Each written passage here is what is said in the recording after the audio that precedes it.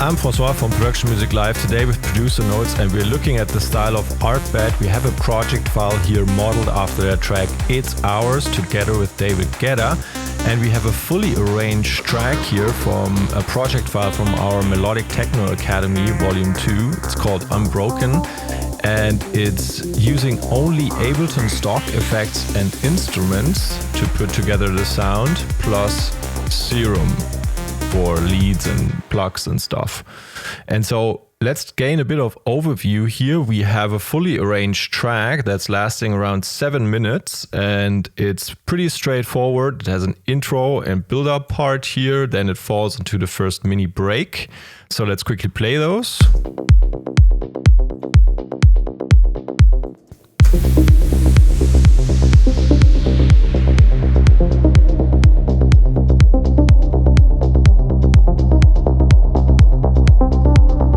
And then we get to this breakdown part here, first mini break.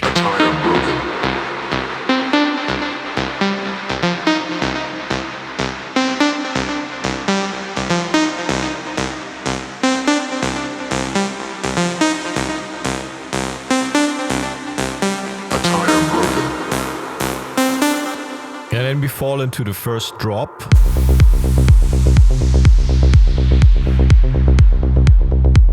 Very reduced everything here, and then we are slowly building up the drums.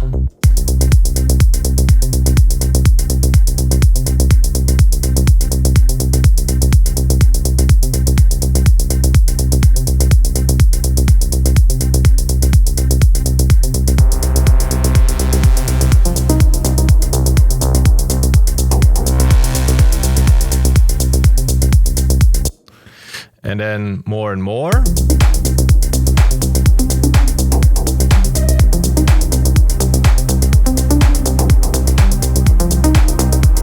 And notice we don't have any chord changes until here, and then we go into the breakdown.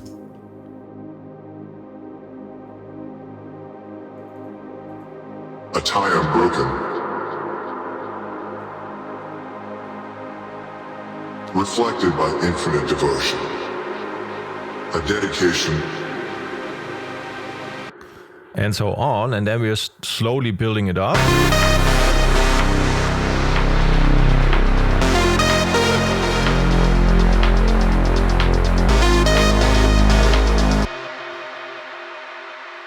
And then we're getting this build-up part here and going back into the drop.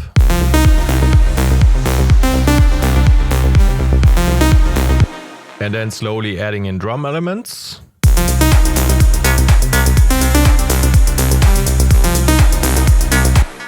And some more.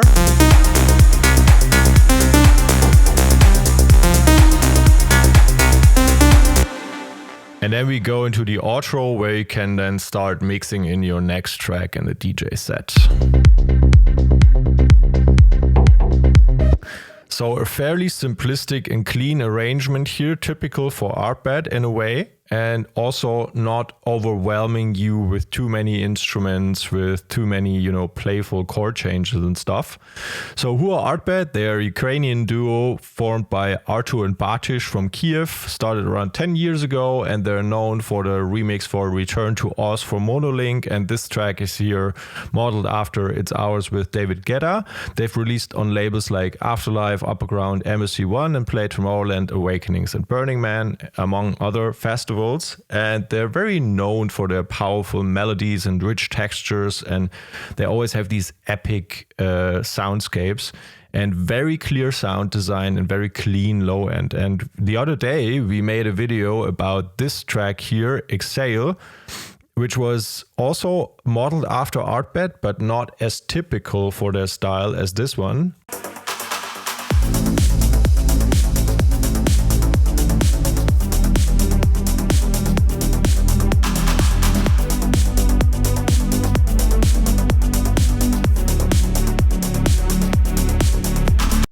If you want to check out that one, take a look up here. I'm linking the video so you can check that out as well. But this one here is a bit more typical for ARTBAT somehow. So let's go into the groups. We have kick and bass group, we have drums group, Then we have an instruments group here and an effects group. And then we have a bunch of return channels down here occupied with a reverb that's around, that's very long, 14 seconds. Then we have a room reverb, pretty short, 300 milliseconds. We have a delay here, synced 2x2 and all the way up, feedback very long as well. And we have another delay here, is a 3x3 delay, and we have a rear bus compressor, it's like a glue compressor where we are sending a bunch of stuff into. We'll take a look at that in a minute. But let's go through the elements one by one and start with kick and bass here. So we have a kick,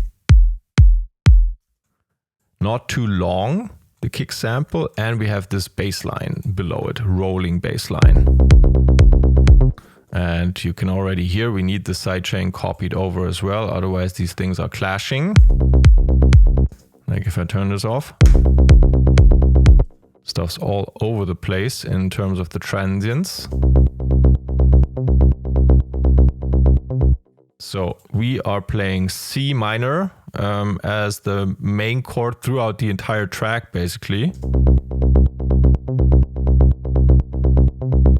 And you can see we are using the Logic Swing 55 here. So we have a little bit of groove in these notes. If we were to sort of apply that one, you could see that here. This one is a bit late. This one is like the first and the third are on point, and the second and the fourth are a bit late in the groove. That's important. That really makes this more interesting. The groove is still active here when I'm going back. As long as it shows up here, it's applied. But you can also dial it in if you do this, and then it will be gone here, but you still have the groove visible in your MIDI. It's kind of committing to the groove. And if you keep it that way, you can still mess around with it. So what's the sound of this? We have the Juno and Juno 2 times here. And the first one is playing unison, playing one voice, and the second one is playing 10 voices, but it's only slightly mixed in. When we run everything through a low pass 18 decibels per octave filter, which plugs around. Drive is set up as well.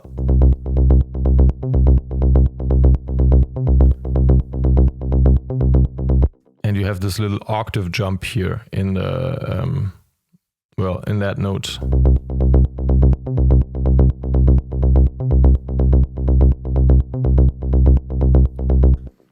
And then we're cleaning up some of the high end. We don't need that. We have other elements to cover this area. And we also have a sidechain to the sidechain trigger.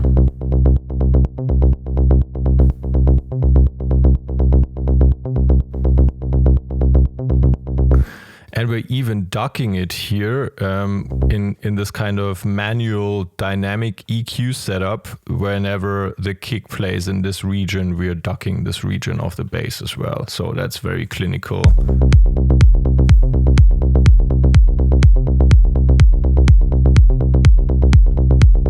Bit of parallel saturation applied here as well.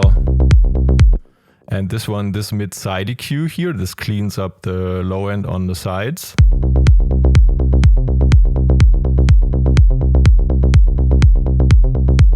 And then we have a bunch of mixing EQs here from the mixing stage where, you know, you then check later, so what's still missing? Do I need to take out a bit here? Do I need to add in a bit here? And then you clean up again. And this auto filter over time gets activated in break parts when we want to have less of, or towards the end here, for example, when we want to emphasize less on our bass here.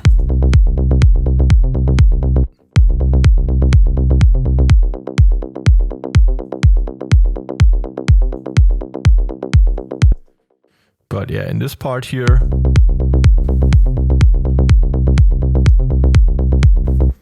that's our bass sound, and we never really changed the notes. So this is a super static kind of track.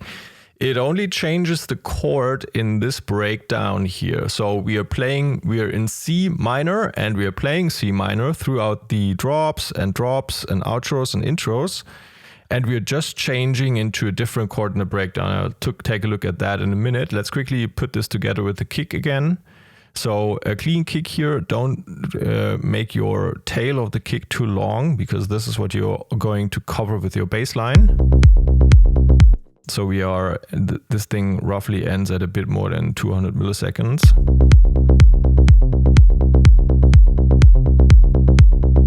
And then we have this gentle compression on top here with drive at 33%, 24%, one set to RMS, the other one set to peak, and the attack is the same, and the ratio is 4:1.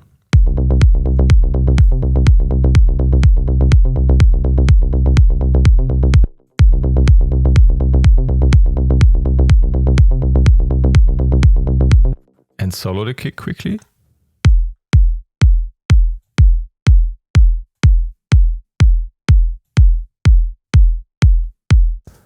Making it more tight. It's more noticeable with the bass line.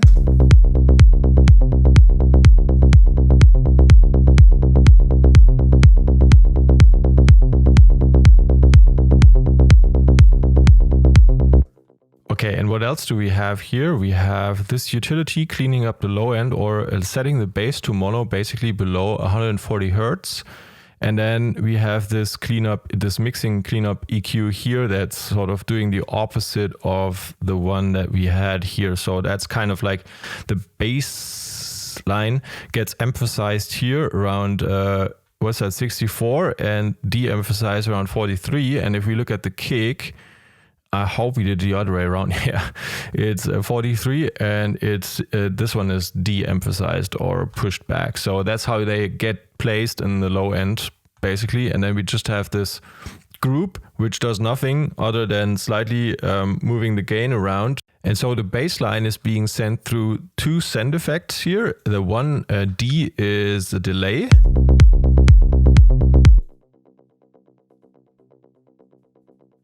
But we're cutting off the low end here, so we're just adding that in on top of 100 Hertz.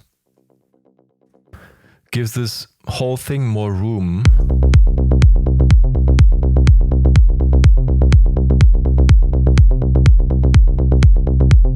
Ever so slightly. And then we have this rear bus compressor behind it, which gets activated here, and that's a parallel chain to compress the signal.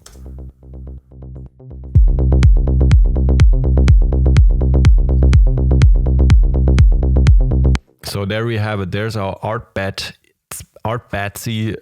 low end. And now let's take a look at some of the drums here. We have clap snare group, where we sort of built up a clap and snare kind of element that, you know, gets put together by three sounds: a snare,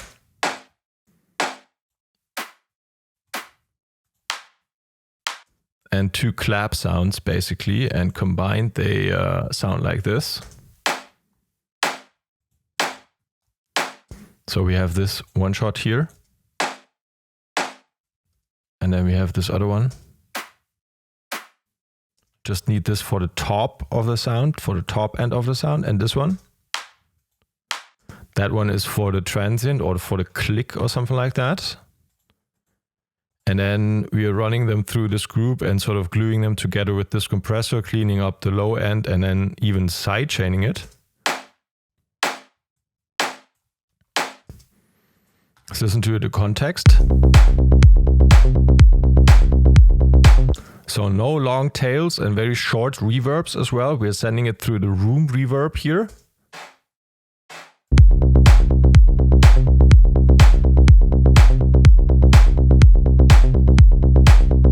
Super tight. Okay, so and next we have some hi-hats here. Let's start with the open hi-hat. This closed hi-hat on top is a bit different. So simple on the third position here. It sounds a bit like a shaker. And then we have a closed hi-hat below that. One is playing 16th notes. And now this is where the swing comes back. We are playing the same swing groove that we are also playing on the bass line. So if we commit to this one, again, we see this pattern here. This one is also late, late, late.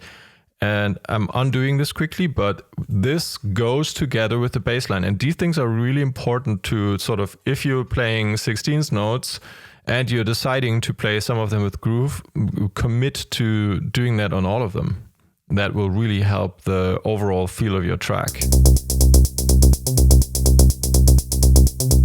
So they go really well together.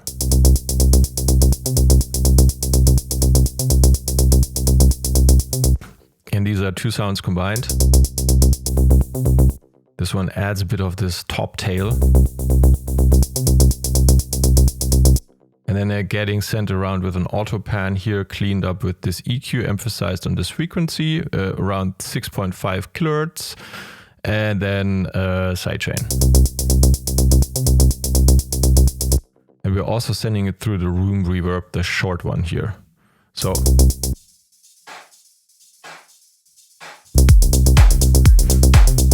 And then we have in this main part here in the drop, we have a ride on top of all of this.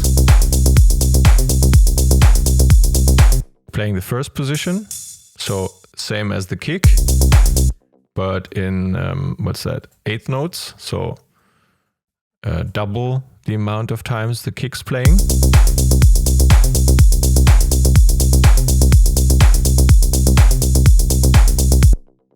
And then what's this loop doing? Let's quickly go shaker loop.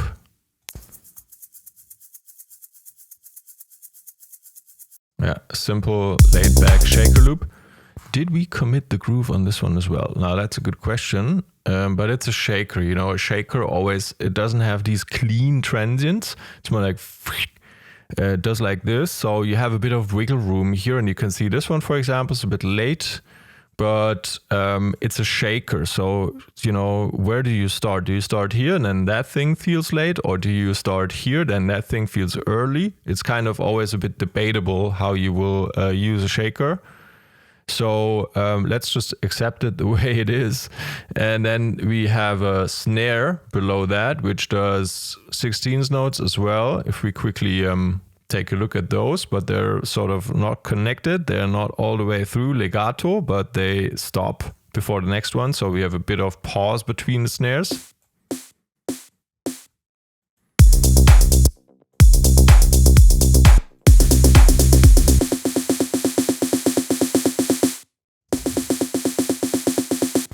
And we're automating the gain of this one, and then removing this note, this tone.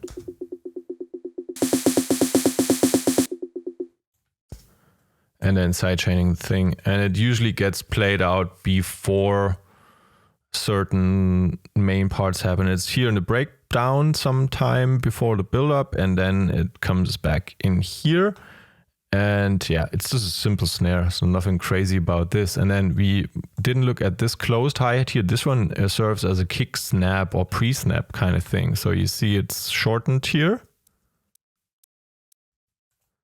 And let's look at the track delay. And now it starts to make sense, because we have this thing and it sits right, it's coming in a bit early and is sitting right before the kick.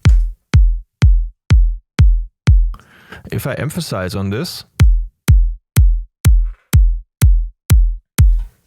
this is kind of emphasizing on your kick transient to put this kind of stuff in the beginning.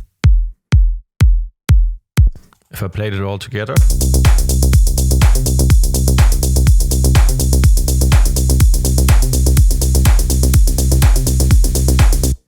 So this sometimes helps you achieve a bit more emphasis on your kick transient. It's a good trick.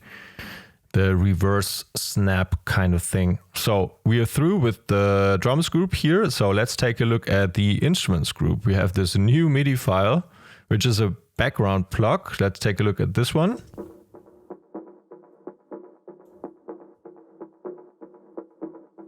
Oh, by the way, did we look at the processing on the drums group? We are cutting the low end. We have a bit of compression, and then this filter allows us to sort of control the entire high spectrum of the drums group, which we are doing here. We're bringing that pre-build-up, we're bringing that in slowly, this auto filter. So just for completeness here. And now going back to this plug sound.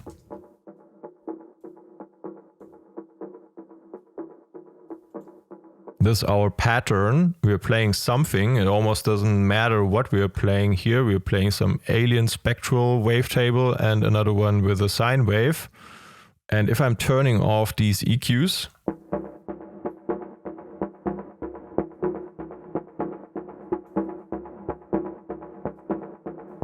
this is our sound. We are sending it through this return channel here. So 4, which is delay again.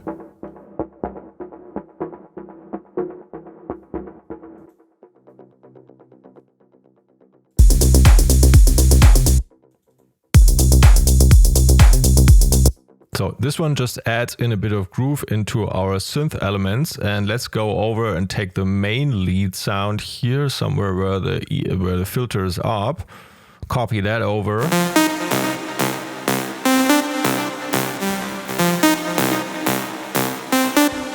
So what are we playing? We're playing C down here, the root note. Then we're playing the third because we're in C minor. That's our scale. So we're playing C, the third, and then we are playing F, which is the fourth, but we're playing that here, so we go.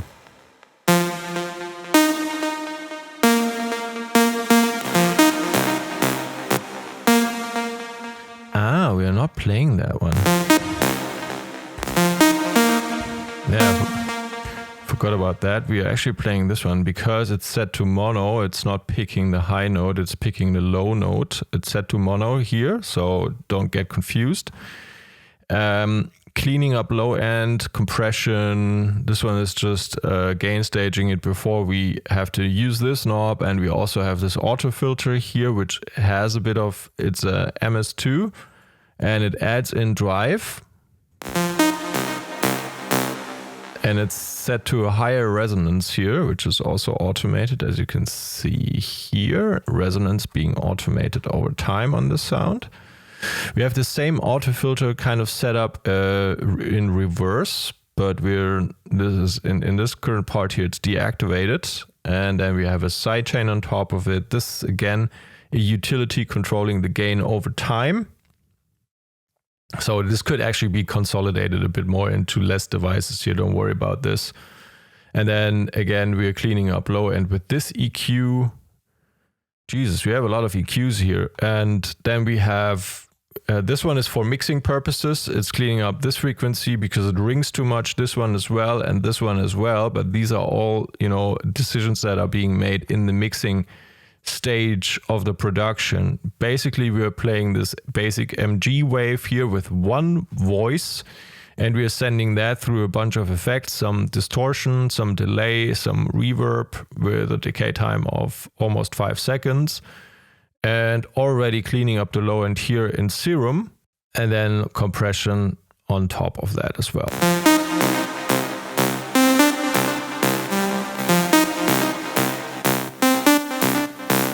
And then we have this audio effect here where we are adding in some reverb and a bit of, oh, this is not sidechained. Interesting.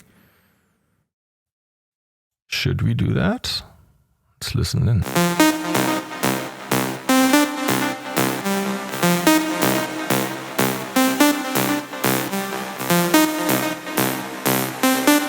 Oh, a good question. I also like the tail of it.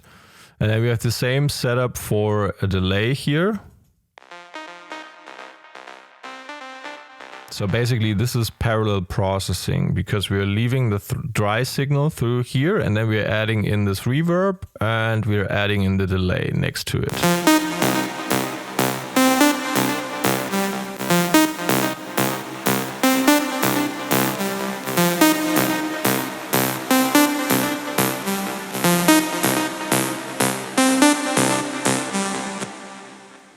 Okay, so this is our main lead sound, and in the build-up it sounds like this.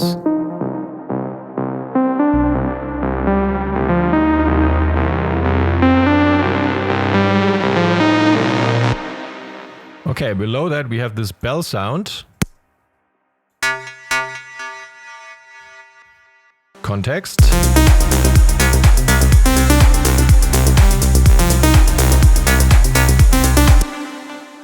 Let's take a look at the wavetable of this one. We have medicine head and we have basic CJW. Just need this bit nasty transient here. Metallic sound.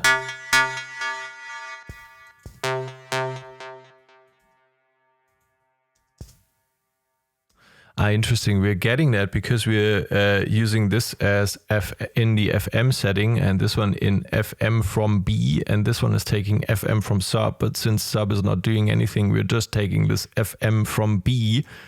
So we are using this as frequency modulator on top of this medicine hat.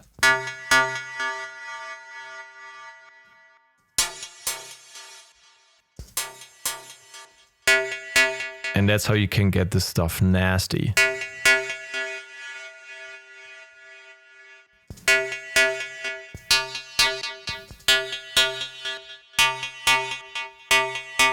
And you see slight differences already make a huge change here.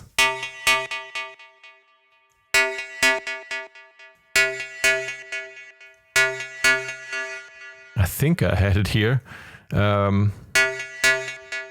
Or was it below that? Yeah. Okay, let's play it together.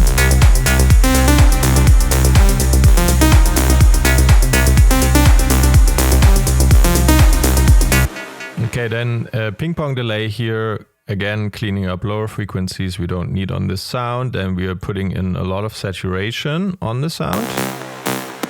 Sorry. This one here.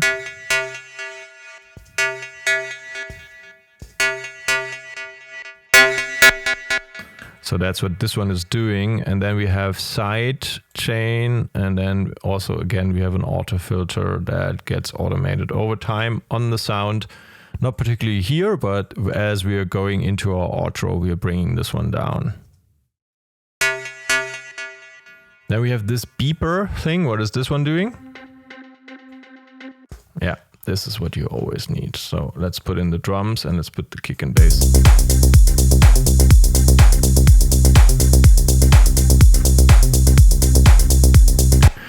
Because essentially you only need drums and the rolling bass line and then this thing and you already have a track going. So this one has the notes set to 1, 4. It's like always 2 notes in between 16th notes.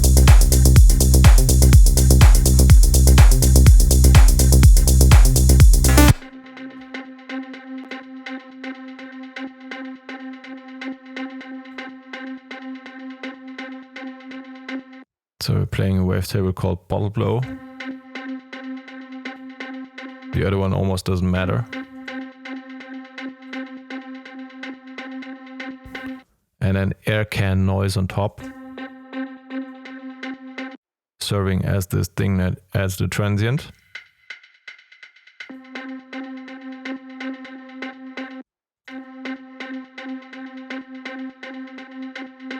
And then we have some overdrive on top, focusing on the mid frequencies.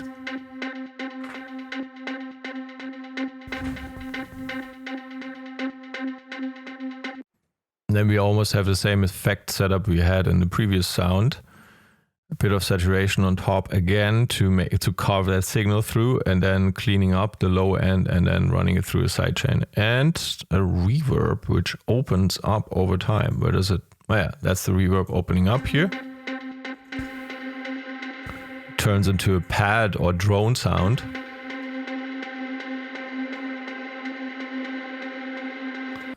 Or also pre-breakdown here. So we still have that tail.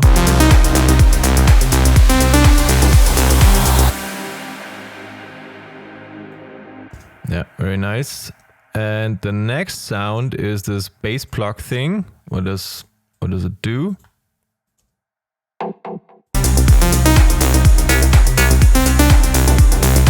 Okay, so these are playing a call response here.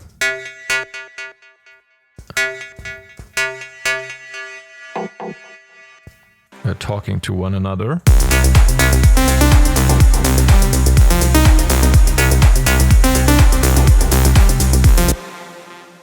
take a look at the sound here. Harmonic series at 0. Don't worry about this one. Oh, do worry about it, because again, sorry, we are taking it as FM from B. So this one is applied on top of that Juno type sound here. This time I'm going to check the setting first. It's like 67. You get the most interesting sounds by playing around with this FM. Nice.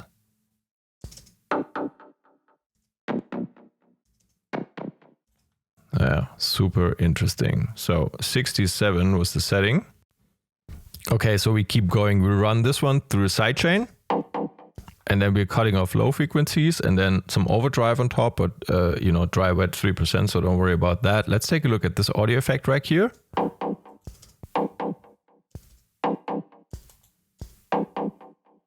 Okay. We're getting it from centered to wide, and that's because we are using this delay here with 13 milliseconds, and that one sort of introduces this Haas type effect. So we have, and we combine these.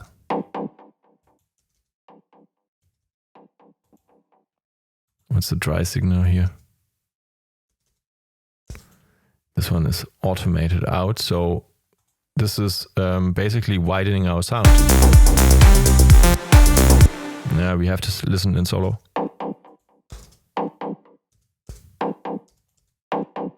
And then behind it we have this utility bringing it back a bit to the middle.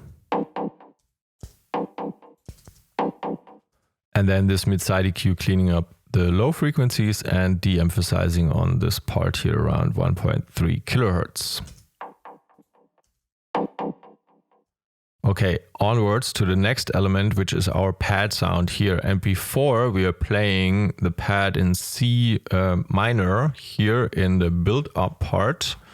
So C minor,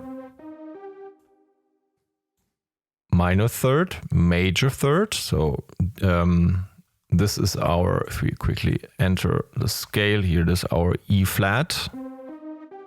And then G is our fifth. This is our third. And we're building up tension with this chord over time.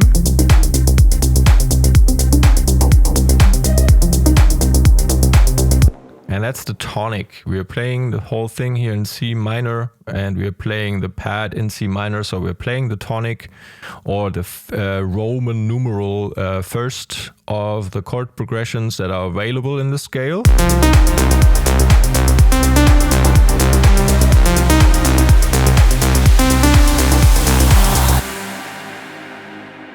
And now we are changing the vibe here in the breakdown, because we are going to introduce a flat below that. By that, we are changing the chord progression. We are not, or we're changing the chord. We are not in C minor anymore. We now have A flat as our root note, and that takes it to something. If we were to drag this one here, you can see it more clearly. This is an A flat major seventh chord. Why? Because we have A flat as a root note now. We have 3 semitones in between where we go C. So that's a major third followed by a minor third, 2 semitones in between. Sounds super major also. And then on top of that, we have G sitting at another major third on top of it, turning this into a seventh chord.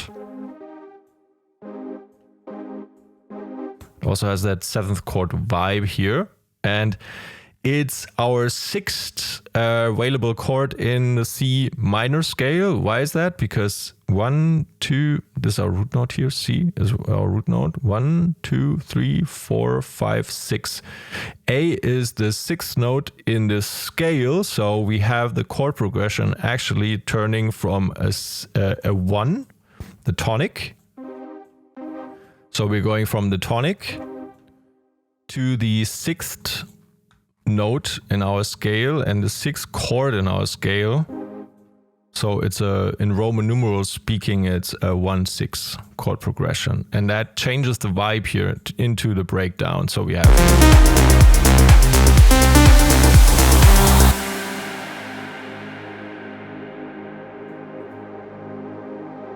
a tie unbroken, reflected by infinite devotion, a dedication that lasts forever. And so we are voicing it around differently. Sometimes we are bringing the voicing up here with G, and then we are bringing the voicing down with F. So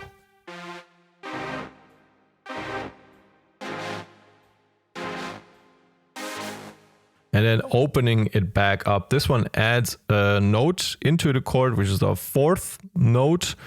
And this one here is our 5th again, right? So the 5th note that's available if you start counting from C. That's how you always know which one we are talking about. And that's the 4th. We are adding that in and voicing this one around throughout the break part, but always keeping the root note stable at A flat.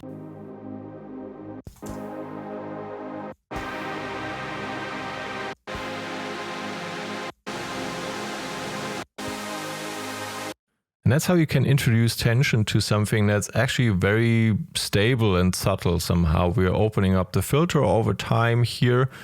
And let's take a look at the effects that we are playing below that. So we have this effect here.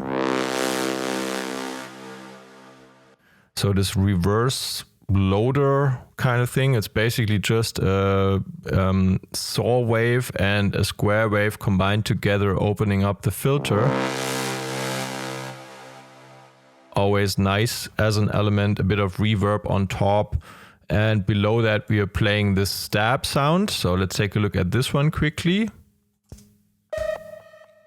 That one is nice, this screechy stab sound. So what do we have here as a source of the sound? Again, we have basic mini. But this sounds really distorted, so but it's not this distortion. So what's going on? Don't worry about this. We are not really using this. There's no filter here. So this thing is really just playing the sine wave, and then all the stuff in the processing seems to happen here at this stage. So if I'm turning off this saturator and overdrive.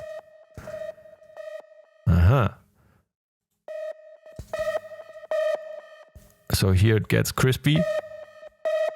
And here a bit more. So with saturation and overdrive, we're getting there, and then we are cleaning up here, and then we add some delay. And because we added in so much overdrive and saturation, we are cleaning up again here. Okay, and this one is playing every now and then. Let's listen to a part where it's playing.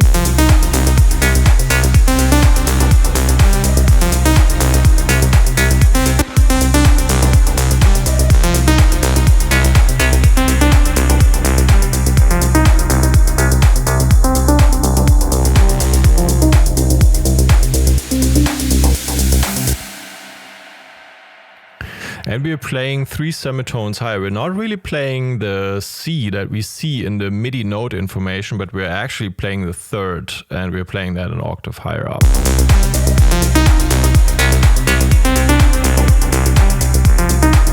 Below that, we have the Reese bass sound, which is supporting us in the break part of the track. So let's quickly take a look at this one.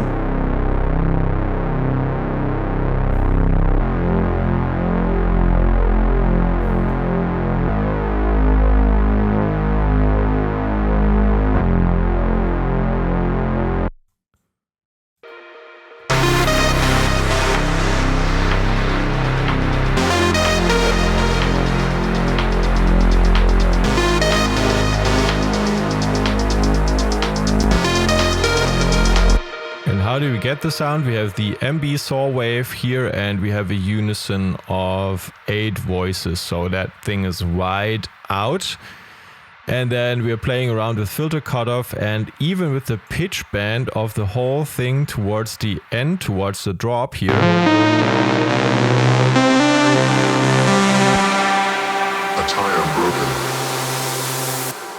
Yeah, and below we have this rave horn. So let's quickly move over to that one as we see it right here, the rave horn.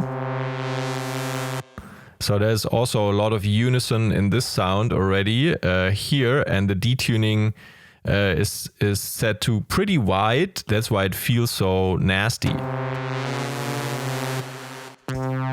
If you put it closer together, then it's less nasty.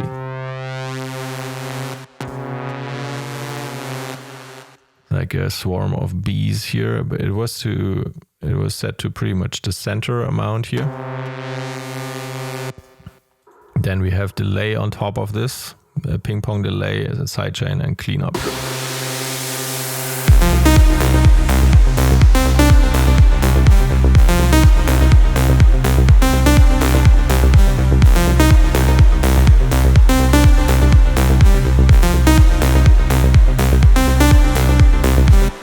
Okay, let's take a look at these breakdown leads here. I think we skipped those. Kind of doing the same pattern we are doing with our main lead throughout the track. Let's just quickly take a look. We have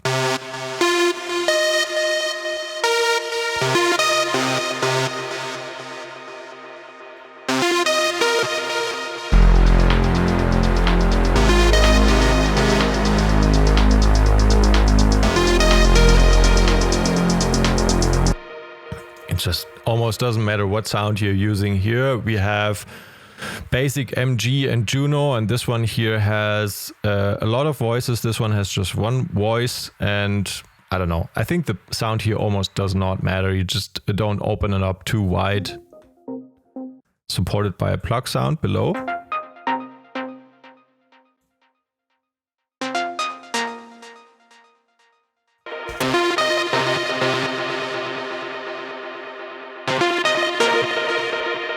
And the reverbs get opened up towards the end, and the filters and the noise levels, everything gets opened up towards the end. So we have this tail that falls into this build-up part.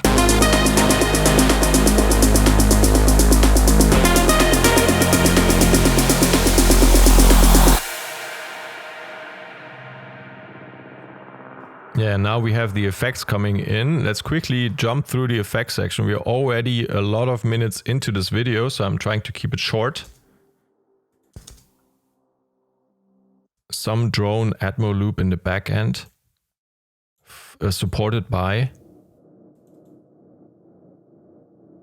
some other dark atmosphere here, just emphasized in the mid frequencies and sent through a reverb. Below that we have a noise riser.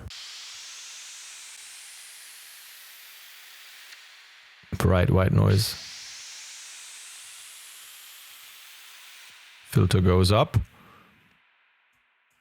And below that we have another white noise up from a sample. Nice one. And another white noise up here from another sample. And a clap impact kind of sound. Oh, we never really used it. Oh, I took this one off because it has the frozen reverb as an effect, and that one then gets turned off here. So it freezes down and then it gets turned off here. So that's another technique you can be using. So you have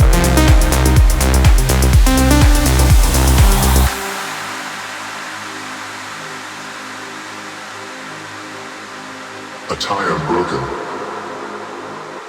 Okay, let's take a look at the other impacts.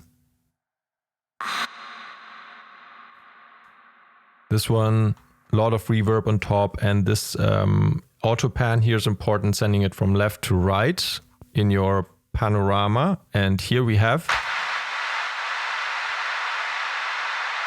a long clap effect, again frozen through time, and then we have a white noise down.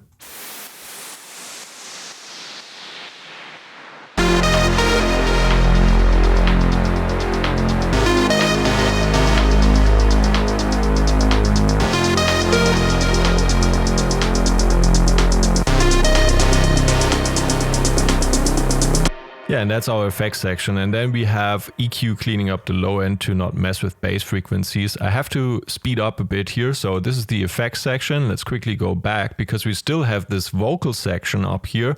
We have some vocal shouter speaker saying stuff. Unbroken.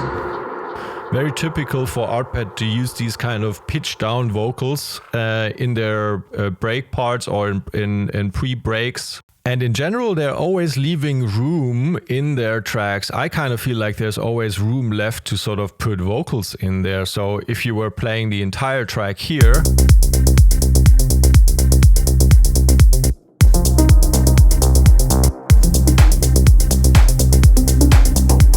these are parts where you could very well also play a full-blown vocal or sing something on top or make a collab with a singer and then put some interesting lyrics in here. Definitely room for that. So I always kind of feel like in their style, they're very clean and very straightforward, very simplistic somehow in their arrangements, and good to remix at the end of the day. Because if you were to look for a vocal, maybe I'm quickly going to the vocals pack here, and I was looking for something that might work. We're in C minor, so I actually probably have to pitch something. I say it's so.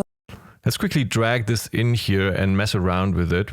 This one is, what is that, E minor? So let's bring that down a bit, pitch it down. Okay, I have to turn this off for a moment. I say it's alright. I say. And set it to tones. I say it's alright. I say just. 24, we are in 124 with the track, and this one is also on 124, but maybe we can set it to Complex Pro. I say it's alright. And play around the formants to carve out the voice. I say it's alright. EQ out the low frequencies. I say it's alright. I say just hold. Let me actually copy, what is that, sidechain from, where do we have one here, onto this track as well.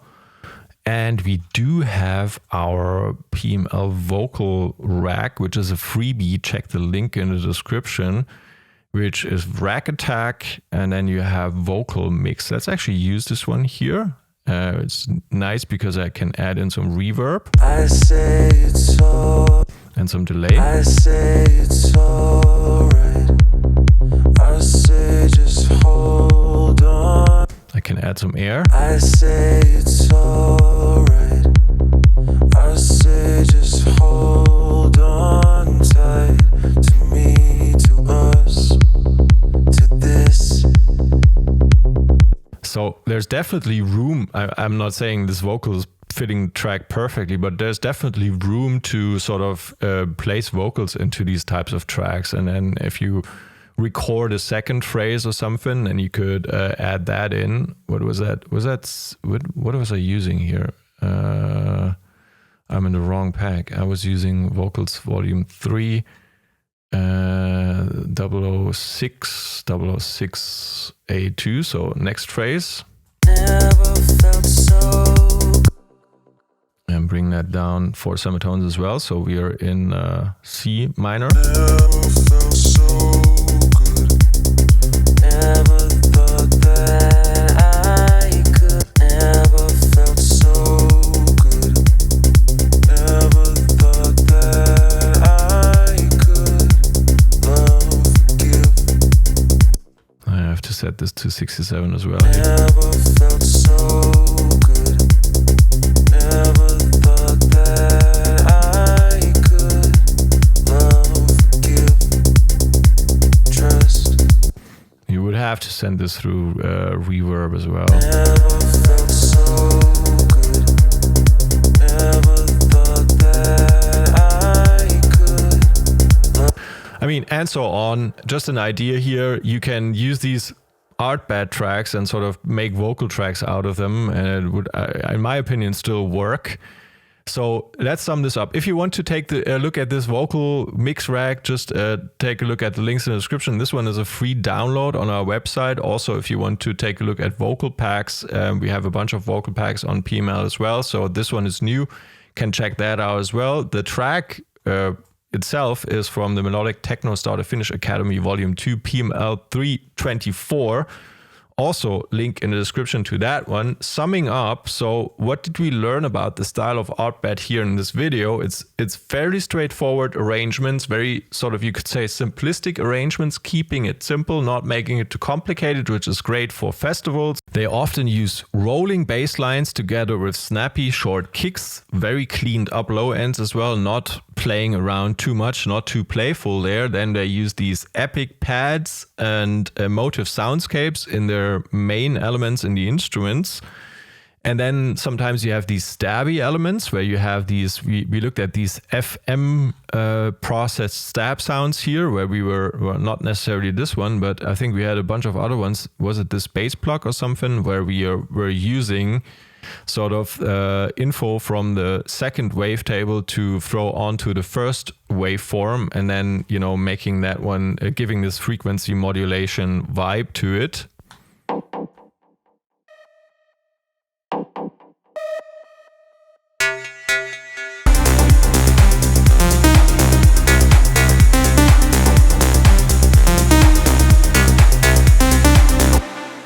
Then very straightforward drumming as well, not making that one too complicated. It's not very playful here. There's not too many like mini breaks and fills and stuff. It's just super straightforward, but it has this swing applied, the swing in the 16th hi-hats that's also in the bass line. So you do get some swing. It's not super static.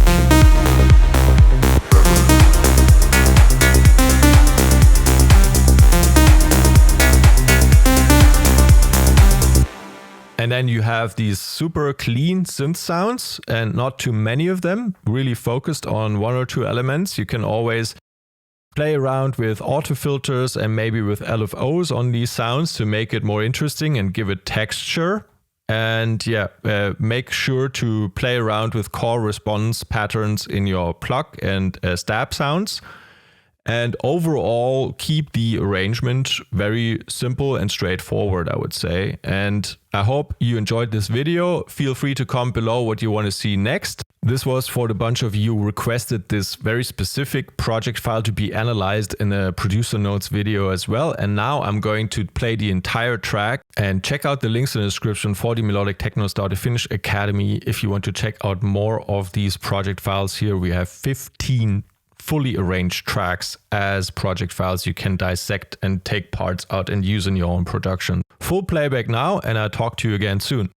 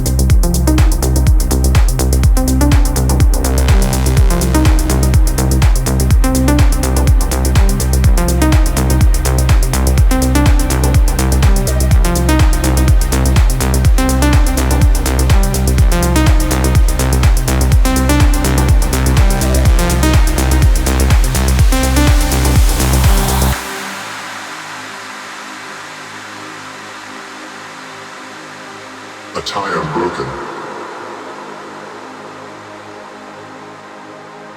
Reflected by infinite devotion. A dedication that lasts forever.